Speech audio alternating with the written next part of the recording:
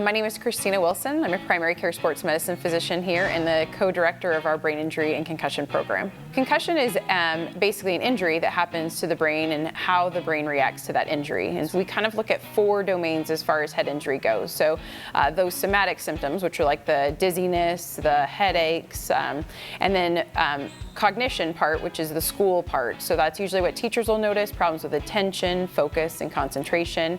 Then we also look at sleep, and that's sleeping too much or not sleeping enough. It can be a combination of both of those or one or the other.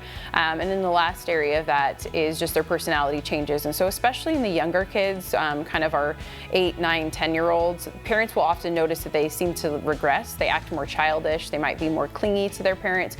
So those are also some warning signs that we often will tell parents to look for. I think parents should really have their kid evaluated for concussion if they are obviously not responsive to them, or if they wake up and aren't making any sense. If they come home and you didn't think much of it, but now they start throwing up kind of in the middle of the night and they're not stopping, absolutely that kid needs to be to the emergency room and evaluated very urgently.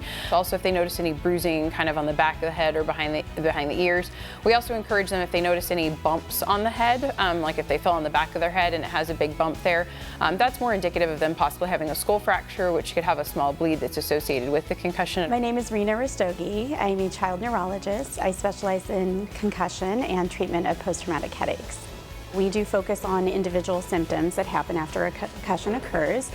It's also very important to counsel the family and the parents and the child on the concussion, what it means, what's going on in the brain, and why it's important to prevent further injuries.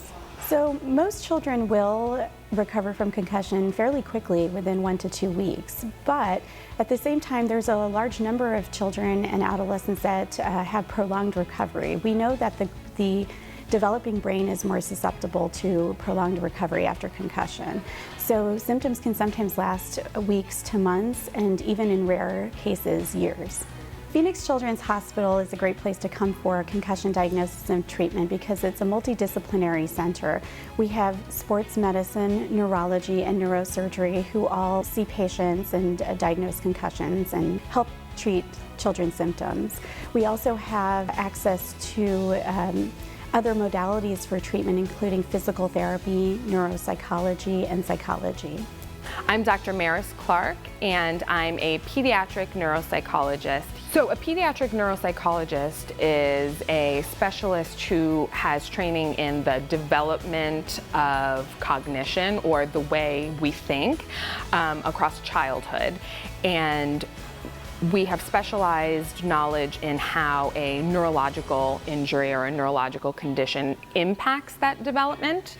And it's important for concussion because we can detect those really subtle difficulties that children and parents are reporting in things like, let's say, attention or memory, and then be able to track that across time and say, okay, the problem has resolved from a neurocognitive perspective.